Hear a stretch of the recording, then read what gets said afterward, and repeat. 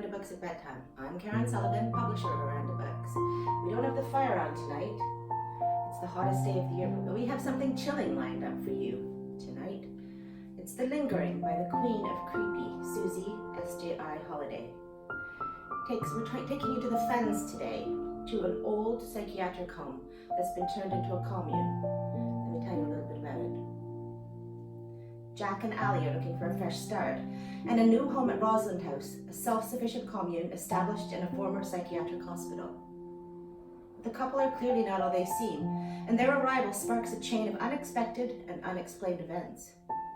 As the disturbing history of Rosalind House and the nearby village comes to light, events from the past return to haunt the residents, and someone is seeking retribution.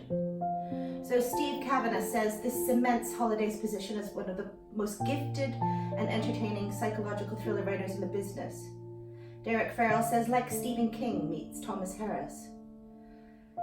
David Mark says perfectly paced and guaranteed to cause you sleepless nights for all the right reasons.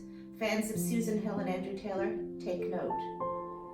Fiona Cummin, author of Rattle, The Neighbour, and The Collector, says an atmospheric chiller of a book full of secrets and shadows, reminiscent of early James Herbert. The amazing Elizabeth Haynes says saunters from creepy to genuinely terrifying. I was completely unable to put it down. And Eva Dolan says, in the new wave of Gothic novels, The Lingering is a standout triumph, and this is a staggeringly chilling book. Part Gothic novel, part psychological thriller, part ghost story. Let's hear from Susie Holiday. I'm Susie Holiday, and I'm going to read from my book, The Lingering.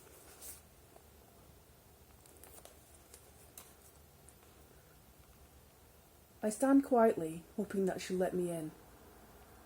After what seems like forever, I hear the sound of the key turning in the lock. I step back, and the door swings open gently.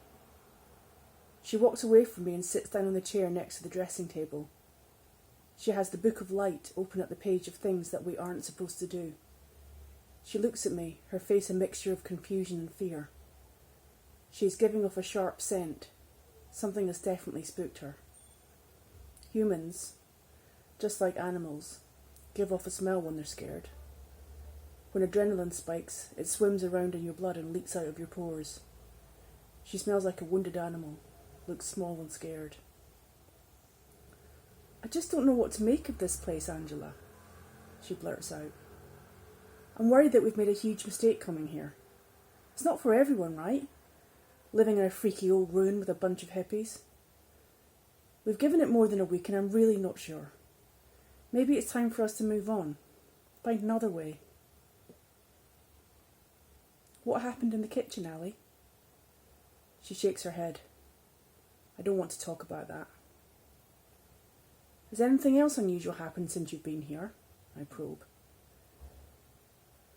She shakes her head again, but she won't look at me. I'm dying to know what's got her jitters up. Maybe she's a conduit. I'm excited by the prospect, but I try to keep it in check. I don't want to scare her any further right now. I've got a good idea. Let me take you somewhere. Somewhere I'm sure you haven't been taken on Smeaton's official tour.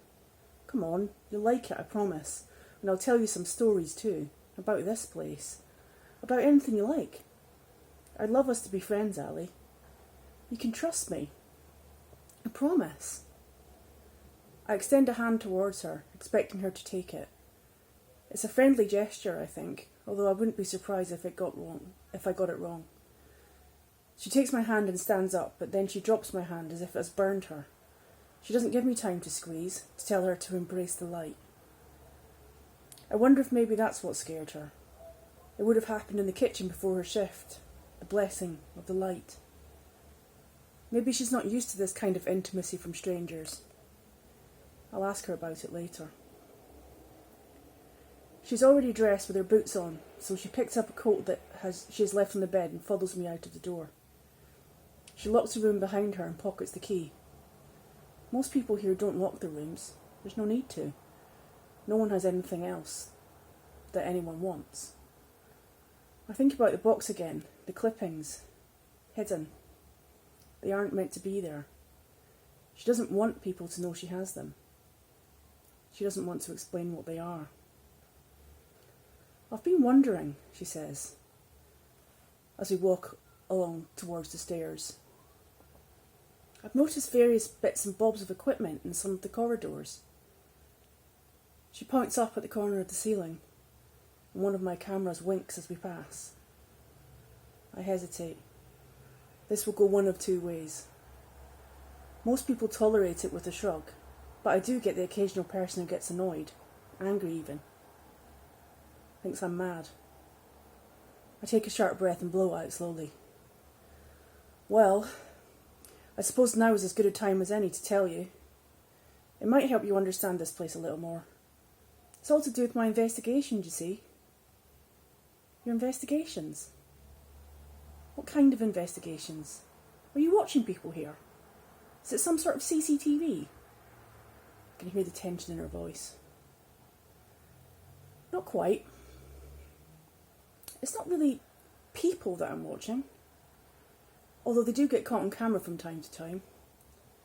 I'm kind of watching... I pause, feeling nervous. Should I just blurt it out?